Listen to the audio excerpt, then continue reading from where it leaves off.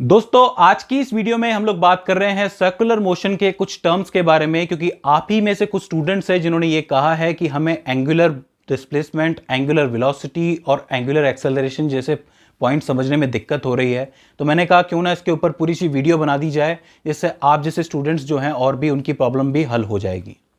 So friends, अगर बात करें सर्कुलर मोशन के बारे में तो देखिए, सर्कुलर मोशन बेसिकली डिपेंड करता है एक ही चीज़ पे, और वो है एक्सिस।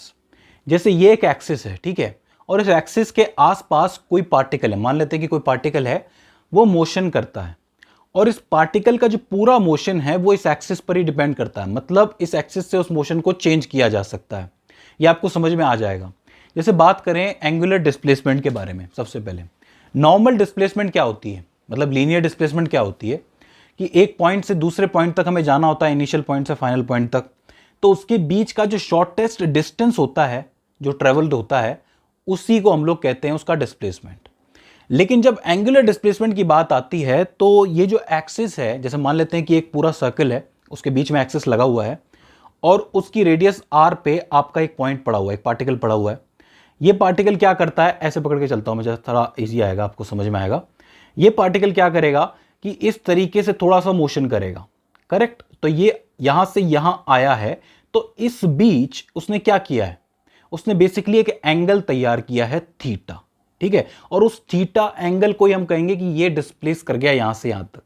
देखिए, इस पार्टिकल के पास और कोई जगह तो है नहीं, वो इसी सर्कल में घूमेगा, तो 0 से 360, 360 से 720, 1080, 1440, इसी तरीके से ये आगे कर सकता है, मोशन कर सकता है, और कहीं तो जाएगा नहीं। तो इसका मतलब ये जो एंगल थीटा इसने अभी तक यहां पे बनाया है, वही उसका एंगुलर डिस्प्लेसमेंट है। आप वर्ड्स को पकड़िए, एंगल एंगुलर, एंगल एंगुलर, तो इसका मतलब एंगुलर डिस्प्लेसमेंट कर गया ये। बात करें एंगुलर वेलोसिटी की, नॉर्मल वेलोसिटी क्या होती है? नॉर्मल वेलोसिटी के अंदर अब ये कहते हैं कि डिस्प्लेसमेंट किया है उसने पर्टिकुलर टाइम पीरियड के अंदर, ठीक है। तो इसका मतलब यहां पर ये जो पार्टिकल आगे बढ़ा है तो उसको भी कुछ टाइम तो लगा होगा, ठीक है। तो इसका मतलब अगर वो कम टाइम के अंदर बढ़े, कम टाइम में बढ़े तो वेलोसिटी ज्यादा है, ज्यादा टाइम में बढ़े तो वेलोसिटी कम है। तो ये जो एंगल कवर करने में उसको जितना कम टाइम लगेगा, उसकी एंगुलर वेलोसिटी उतनी ज्यादा होगी। इसको ग्रीक लेटर ओमेगा से लिखते हैं, ओमेगा इज इक्वल्स टू में थीटा अपॉन टाइम। इसको आप D theta upon D T भी लिख सकते हो। ये क्यों लिखते हैं हम लोग? ये इसलिए लिखते हैं ताकि हम इंस्टेंटेनियस एंगुलर वेलोसिटी बता सकें। आपको पता है नीचे डी टी आ गया, मतलब लिमिट जो है t इज टेंस टू 0, यानी कि हम एक टाइम का भी एक पर्टिकुलर पॉइंट पकड़ के चल रहे हैं और वहां पे हम टेंजेंट निकाल रहे हैं, वहां पे उसकी एंगुलर वेलोसिटी क्या होगी, करेक्ट। यहां से टेंजेंट से एक चीज पता चल रही है कि ये भी लीनियर वेलोसिटी में ये पार्टिकल भी कहीं ना कहीं, लेकिन एक्सिस की वजह से इसको जानना यही है।